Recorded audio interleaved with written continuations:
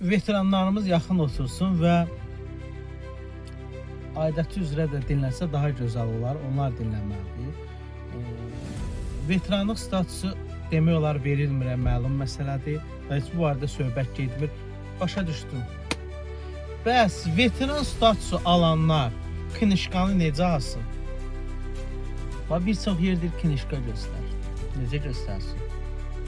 Yəni verilənlər verilib də knişkanı gedir səfərbərliyə, deyir Müdafiə Nazirliyinə gedir. Müdafiə Nazirliyinə gedir, deyir hərbi nəşriyyata gedir. Hərbi nəşriyyata gedir. Hərbi nəşriyyat deyir ki, gedin poçtla göndərin, hara göndərin, necə olur?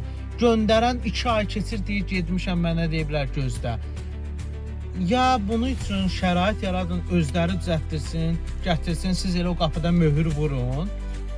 Bu daha şəffaf olar, daha şəffaf olar. Siz də əziyyət çəkməzsiniz.